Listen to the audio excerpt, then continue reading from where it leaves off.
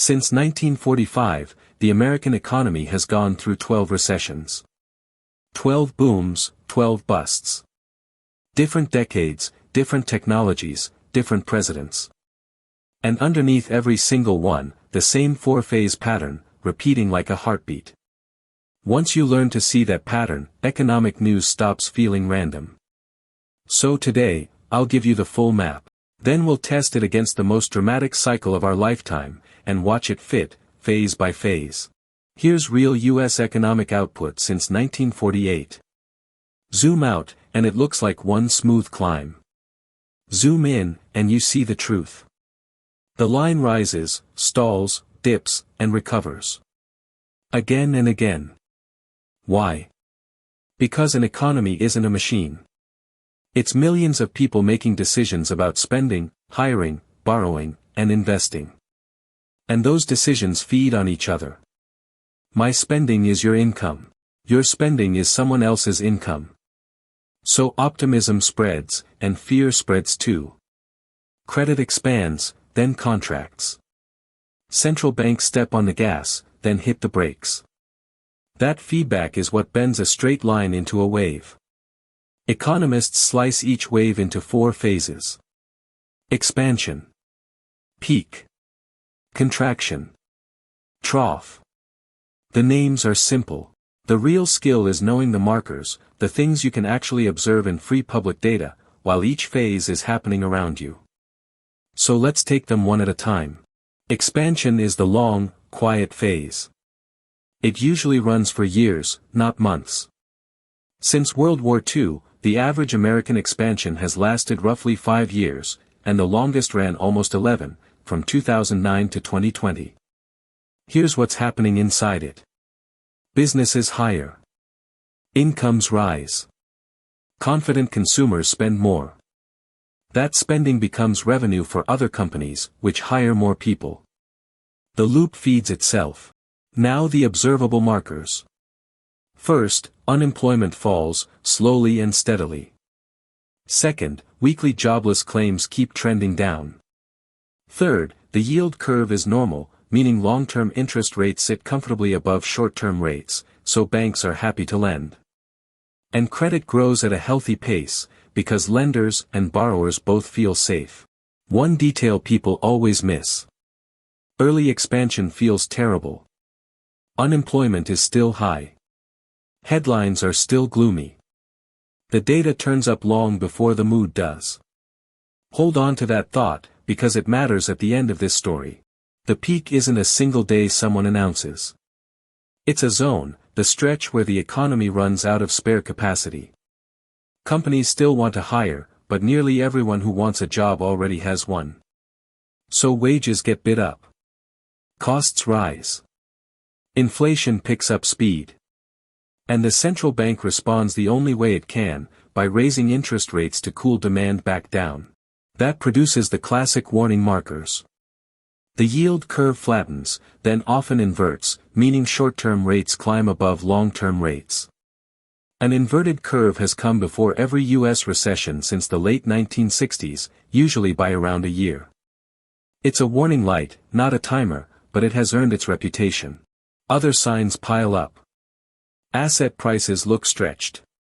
Speculation gets loud and confident. Hiring quietly slows even while everything still feels great. And that's the trap of the peak. It feels like the best moment of the cycle, because it is. It just can't last. Contraction is the loop running in reverse. Higher rates make debt expensive, so businesses cut investment first. Then they cut people. Every layoff removes a paycheck from the economy, and every lost paycheck removes spending. Someone else's revenue falls, so they cut too. The same feedback that powered the boom now powers the bust, and it moves much faster on the way down. The markers here are blunt. Unemployment rises, and it rises fast. In the data, unemployment falls like it's walking downstairs, and rises like it's taking the elevator. Jobless claims jump. Consumer confidence drops. Loan defaults climb, so banks tighten lending exactly when people need credit most, which deepens the spiral. In the US, the official recession call comes from the National Bureau of Economic Research, and it usually arrives many months after the recession actually began. So you can't wait for the announcement. But here's the comfort in the data. The average post-war American contraction lasted only about 10 to 11 months. Brutal, but historically far shorter than the expansions on either side of it. The trough is the bottom of the wave, and it's the most counterintuitive phase of all. By now, the central bank has slashed rates, and governments are usually spending to prop up demand. Asset prices have already fallen hard. Sentiment is at its absolute worst. Ask people at a trough how the economy is doing, and they'll tell you it's broken forever. Every trough in history has produced headlines announcing the end of the system. But underneath the gloom, the ingredients of the next expansion are quietly assembling. Credit is cheap. Demand is pent up. Inventories are empty. Businesses have cut so deep that even a small uptick in orders forces them to start hiring again. The cycle doesn't die. It reloads. The markers to watch. Jobless claims stop rising and roll over. Central banks stop cutting and pause. And housing activity stirs first, because housing is the most interest rate sensitive sector in the whole economy. None of this makes headlines. Troughs never do. Theory is nice. Let's run the entire framework through one real story, the global financial crisis, and see how the phases line up. Expansion. From 2003 to 2006, the U.S. boomed. Interest rates had been cut to 1% after the dot-com bust, and cheap money poured into housing. National home prices rose roughly 50% in 4 years. Unemployment fell toward 4.5%. Jobs, credit, confidence, all spinning in the virtuous loop. Textbook Phase 1. Peak. To fight inflation, the Fed raised rates 17 times in a row, reaching 5.25% by mid-2006. Home prices peaked that summer, then stalled. The yield curve inverted in 2006, right on cue. And through 2007, the cracks spread quietly. Subprime lenders failed. Credit funds froze. Yet the stock market hit its all-time record in October 2007, deep inside the peak zone, while the early data was already rolling over. The best feeling of the cycle, right before the turn. Contraction. The recession officially began in December 2007, though nobody knew it at the time. Then the reverse loop kicked in. Bear Stearns collapsed in March 2008. Lehman Brothers failed that September, and credit markets froze around the world. U.S. stocks eventually fell roughly 57% from their peak. And unemployment took the elevator, from 4.5% up to 10% by late 2009. Trough. March 2009. Rates were near zero. Emergency programs were running everywhere.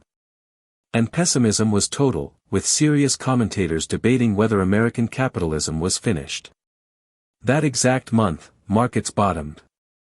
The recession formally ended in June 2009. And the expansion that followed became the longest in United States history, almost 11 years. 4 phases, right on script. Not because history repeats exactly, but because the feedback loops of people, credit, and policy never really change. Quick recap. Expansion, the long quiet loop of jobs and credit, and it starts while the mood is still dark. Peak, capacity runs out, inflation stirs, rates rise, the curve inverts. Contraction, the loop reverses, and unemployment takes the elevator up. Trough, maximum gloom, while cheap money quietly reloads the whole machine. Same pattern, 12 times in 80 years. If you want to understand the next cycle before it arrives, that's exactly what this channel exists for. Subscribe, because in the next video, we follow one single interest rate decision as it ripples through bonds, stocks, currencies, and the housing market, domino by domino. This is educational content only, not financial advice. Always consult a licensed professional before making financial decisions.